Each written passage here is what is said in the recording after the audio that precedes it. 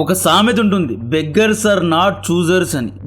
దేశాలకు వెళ్లి 100-110 million dollars కోసం సజ్దా చేసే పాకిస్తాన్ డొనాల్డ్ ట్రంప్ పుణ్యమా అని చెప్పి ఇరాన్ యుఎస్ఏ మధ్య సీజ్ ఫైర్ చేసింది. ఆ సీజ్ ఫైర్ కూడా సరిగ్గా చేయలేదు. లెబనాన్ పై దాడులు చేయకూడదు అని సీజ్ ఫైర్ లో యాడ్ చేయలేదు. మొన్నటి నుండి ఇజ్రాయెల్ లెబనాన్ పై దాడులు చేస్తున్న విషయం ఆల్రెడీ మీకు ఎక్స్ప్లెయిన్ చేశా. ఎందుకని ఇజ్రాయెల్ లెబనాన్ పై దాడులు చేస్తోంది అనే దాని గురించి తర్వాత చెప్తా. First, Khawaja Asif the Pakistan defence minister hero అవ్వడానికి ట్రై చేశాడు.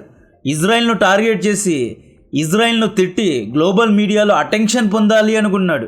ఆసిఫ్ మియా ఒక ట్వీట్ పెట్టారు, ఇజ్రాయెల్ దయ్యమంట, మానవత్వానికి శాపం లాంటిదంట, పాకిస్తాన్లో శాంతి చర్చలు జరుగుతూ ఉంటే లెబనాన్ పై ఇజ్రాయెల్ దాడి చేస్తోందంట, సామాన్య ప్రజల ఊచకోత జరుగుతోందంట. ఫస్ట్ గాజాలో, నెక్స్ట్ ఇరాన్లో, ఇప్పుడు లెబనాన్లో ఇజ్రాయెల్ ఊచకోత చేసిందంట.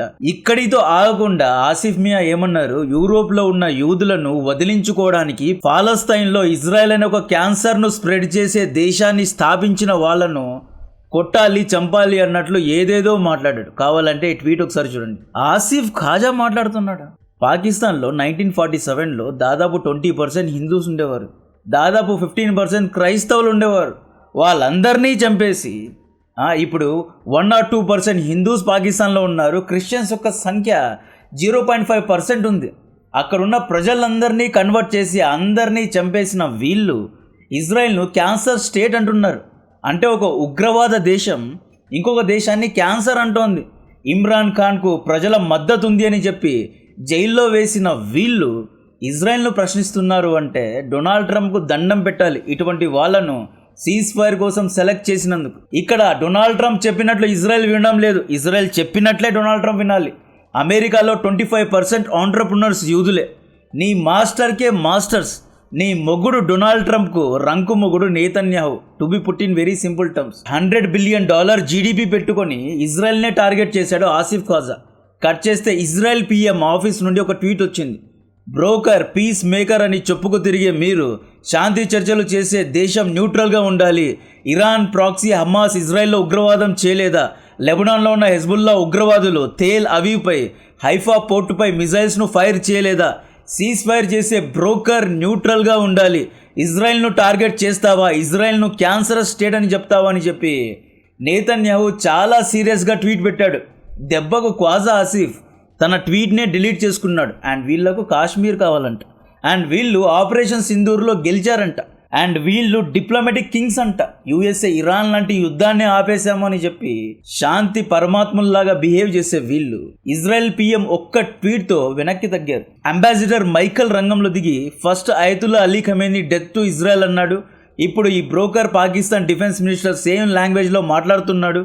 ఈ దేశాలన్నీ అంతే యాంటీ సెమెటిక్గా ఉంటాయి, ఇజ్రాయెల్ అంటే ద్వేషాన్ని ప్రదర్శిస్తూ ఉంటాయి, పాకిస్తాన్ తీసుకొచ్చిన సీజ్ ఫైర్ను మేము గుర్తించాము అని చెప్పి మాట్లాడారు. యుఎస్ఏ రిప్రజెంటేటివ్ జోష్ గొడ్హైమర్ ఏమన్నాడు అంటే, ఇది డిప్లొమసీ కాదు, మధ్యత్వం చేసే దేశాలు న్యూట్రల్గా ఉండాలి అని చెప్పి సీరియస్ అయ్యారు. Israeli media and open sources ద్వారా వస్తున్న సమాచారం ఏంటి అంటే, నేతన్యాహు వార్నింగ్ తర్వాత షెహబాజ్ షరీఫ్ అండ్ అసీ మునీర్ రంగంలో దిగి ఖ్వాజా ఆసిఫ్ను తిట్టి మరీ ట్వీట్ను డిలీట్ చేయించారంట.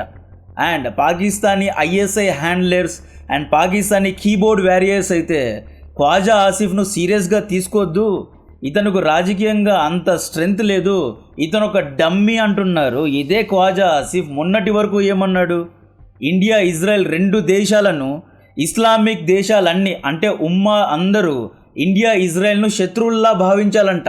అండ్ ఇదే ఖ్వాజా ఆసిఫ్ వారం రోజుల క్రితం ఏమన్నాడు, కోల్కతాపై దాడి చేస్తాము, ఆపరేషన్ సింధూర్ 2.0 లాంచ్ అయితే 250 కిలోమీటర్స్ కంటే దూరంగా ఇండియా యొక్క భూభాగాల్లో దాడి చేస్తాము అని చెప్పి వార్నింగ్ ఇచ్చినప్పుడు ఖ్వాజా ఆసిఫ్ హీరో అయ్యాడు. ఇప్పుడు పాకిస్తానీ ప్రజలే ఇతన్ని డిస్ఓన్ చేస్తున్నారు. ఖ్వాజా ఆసిఫ్కు మాకు ఎటువంటి సంబంధం లేదు అంటున్నారు. అండ్ ఇతను పాకిస్తాన్ యొక్క డిఫెన్స్ మినిస్టర్.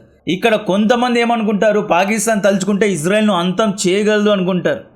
పాకిస్తాన్ స్థాయి ఇది. బీబీ పెట్టిన ఒక్క ట్వీట్తో ప్యాంట్స్ అండ్ షర్ట్స్ జారిపోయాయి.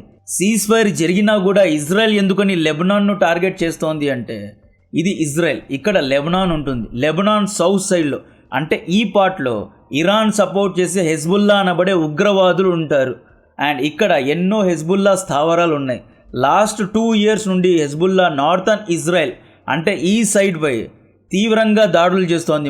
ముఖ్యంగా హైఫా పోర్టుపై దాడి చేస్తోంది. దీనివల్ల నార్థన్ ఇజ్రాయెల్లో ఉన్న 60,000 మంది ప్రజలు వేరు చోట్లకు పారిపోయారు, అంటే డిస్ప్లేస్ అయ్యారు అన్నమాట.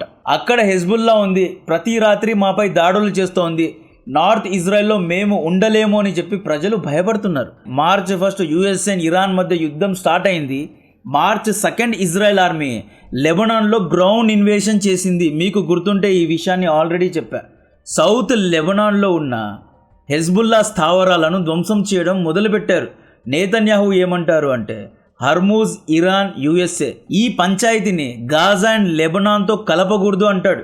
అది సపరేట్, ఇది సపరేట్ ఇష్యూ అంటున్నాడు. సదరన్ లెబనాన్లో ఉన్న హెజ్బుల్లా స్థావరాలను వైప్ అవుట్ చేసి సదరన్ లెబనాన్ను కూడా తమలో కలుపుకోవడానికి ఇజ్రాయెల్ ట్రై చేస్తోంది. ఎలాగైతే సిరియాలో సిరియన్ బార్డర్ దగ్గర ఒక బఫర్ జోన్ను పెట్టుకున్నారో, సేమ్ అలాగే నార్థన్ ఇజ్రాయెల్ సదరన్ లెబనాన్ మధ్యలో ఒక బఫర్ జోన్ పెట్టుకొని 60,000 మంది ఇజ్రాయేలీ ప్రజలను మళ్ళీ నార్థన్ ఇజ్రాయెల్కు చేర్చి, అంటే పునరావాసాన్ని కల్పించాలని చెప్పి నేతన్యాహు ట్రై చేస్తుంటే ఈ మధ్యలో సీజ్ఫైర్ జరిగింది.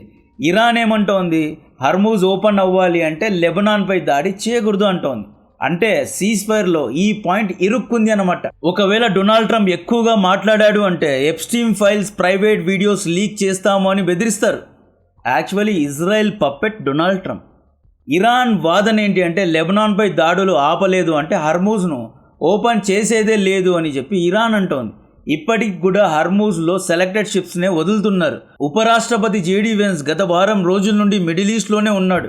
10 పాయింట్ సీజ్ఫైర్ను సరిగ్గా రాయలేకపోయాడు. రేపు పాకిస్తాన్లో మళ్ళీ శాంతి చర్చలు చేయనున్నాడు. జేడీ వ్యాన్స్ మిస్ కమ్యూనికేషన్ లేదా కోఆర్డినేషన్ లోపాలో తెలియదు కానీ సీజ్ఫైర్ గురించి ఇజ్రాయెల్కు చాలా లేట్గా ఇన్ఫర్మేషన్ ఇచ్చారంట. ఇరాన్ దగ్గర ఉన్న 460 kg యురేనియంను అప్పజెప్పాలి అని యుఎస్ఏ డిమాండ్ పెడితే ఇరాన్ ఏమంటుంది, మేము ఇంకా న్యూక్లియర్ ఎన్రిచ్మెంట్ చేసుకుంటాము, ఎటువంటి యురేనియంను వెనక్కి ఇచ్చేది లేదు అని ఇరాన్ అంటోంది. సీజ్ఫైర్లో ఇంకొక కాంట్రాడిక్టరీ పాయింట్ ఏంటి అంటే, హర్మూజ్లో టోల్ అండ్ ట్యాక్స్ను కలెక్ట్ చేయడం. ఇరాన్ $20 మిలియన్ ప్రతి షిప్పై టోల్ను ఛార్జ్ చేస్తోంది. అంటే రఫ్లీ ఒక బ్యారెల్ క్రూడ్ ఆయిల్ $100 ఉంది అనుకోండి, దాంట్లో $1 ఇరాన్కు కట్టాలి. సౌదీ, బెహ్రీన్, ఒమాన్, కువైట్ వంటి దేశాలు ఇది ఇంటర్నేషనల్ వాటర్ కదా, మేమెందుకు టోల్ కట్టాలి అని చెప్పి తిరగబడుతున్నాయి. సీజ్ఫైర్లో 3వ కాంట్రాడిక్టరీ పాయింట్, ఇరాన్ ఒమాన్తో కలిసి జాయింట్గా టోల్ను కలెక్ట్ చేస్తుందంట.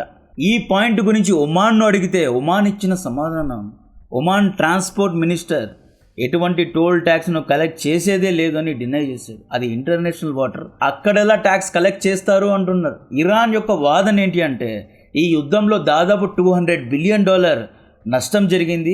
మా యొక్క infrastructures, roads, rails, bridges, schools, universities అన్నిటినీ యుఎస్ఏ, ఇజ్రాయెల్ ధ్వంసం చేసింది కాబట్టి ఇక్కడ నుండి టోల్ కలెక్ట్ చేసి రీడెవలప్మెంట్ చేసుకుంటారంట. నెలకు భారత్ యొక్క 15 షిప్స్ హార్మూజ్ గుండా వెళ్తాయి.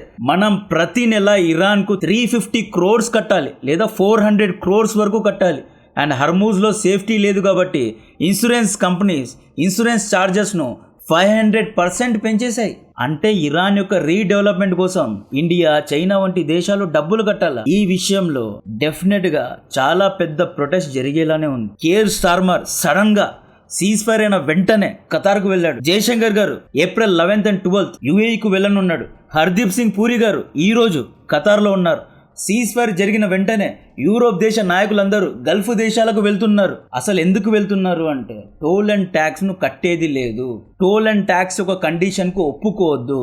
అంతర్జాతీయ సముద్రంలో ఎవరైనా ఎక్కడైనా ఎప్పుడైనా ప్రయాణించవచ్చు, ఎటువంటి టోల్ అండ్ ట్యాక్స్ను కలెక్ట్ చేయొద్దు అని. ఈరోజు ఇరాన్ టోల్ కలెక్ట్ చేస్తే రేపు స్ట్రైట్ ఆఫ్ మలక్కాను కంట్రోల్ చేసే ఇండోనేషియా, మలేషియా, సింగపూర్ కూడా తలా $1 మిలియన్ టోల్ ట్యాక్స్ ను కలెక్ట్ చేస్తారు. రెడ్ సీ దగ్గర ఉన్న బాబ్ అల్ మండప్ అనే చోక్ పాయింట్ ను కంట్రోల్ చేసే యమన్, జబోతి, ఎరిట్రియా వంటి దేశాలు తలా $500 మిలియన్ టోల్ అండ్ ట్యాక్స్ ను కలెక్ట్ చేస్తారు. మెడిటరేనియన్ సీ దగ్గర ఉన్న స్ట్రైట్ ఆఫ్ గిబ్రాల్టార్ ను కంట్రోల్ చేసే స్పెయిన్, మొరాకో, యునైటెడ్ కింగ్డమ్ వంటి దేశాలు కూడా తలా $1 మిలియన్ టోల్ అండ్ ట్యాక్స్ ను కలెక్ట్ చేస్తారు. ఈ విధంగా చూసుకుంటే టర్కిష్ స్ట్రైట్స్ పై దీనిపై టర్కీ కూడా టోల్ అండ్ ట్యాక్స్ ను కలెక్ట్ చేస్తుంది. ఇంటర్నేషనల్ లా మై ఫుట్ అంటారు. అందుకే ఇండియా, యూకే, జర్మనీ ఇలా అన్ని దేశాలు సీజ్ ఫైర్ ప్రకటించిన వెంటనే గల్ఫ్ దేశాల దగ్గరికి వెళ్ళి ఇటువంటి రూల్స్ కు మీరు ఒప్పుకోవద్దు, అలా ఒప్పుకుంటే మేము మీతో ఆయిల్ కొనడాన్ని మానేస్తాము అన్నట్లు కండిషన్స్ పెట్టనున్నారు, ఒత్తిడి పెట్టనున్నారు. ఫైనలీ ఇజ్రాయెల్ గ్రేటర్ ఇజ్రాయెల్ వైపు వెళ్తోంది. ఈ మ్యాప్ లో చూడండి,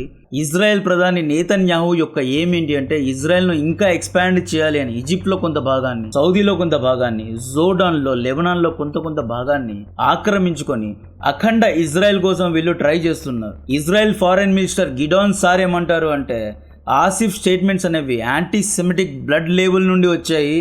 మీడియేటర్ దేశాలు ఇలాంటి మాటలు మాట్లాడడం కరెక్ట్ కాదని ఫారెన్ మినిస్టర్ కూడా రంగంలో దిగాడు. ఈ విధంగా పాకిస్తాన్ మీడియేషన్ మీద ఫూల్ అండ్ జోకర్ అయింది. దీని గురించిన మరిన్ని డీటెయిల్స్ ఇస్తూనే ఉంటా. అండ్ నెక్స్ట్ రేపు జయశంకర్ గారు ఎందుకు యుఏఈ వెళ్తున్నారు, ఎందుకు పూరి గారు ఖతార్లో ఉన్నారు, ఎందుకని గల్ఫ్ దేశాలకు అన్ని దేశ నాయకులు వెళ్తున్నారు అనే దాని గురించి ఇంట్రెస్టింగ్ వీడియో రాబోతోంది. నాకు కాంటెంట్ నచ్చితే వీడియోను లైక్ చేయండి, ఛానల్ను సబ్స్క్రైబ్ చేసి అందరికీ షేర్ చేయండి. జై హింద్.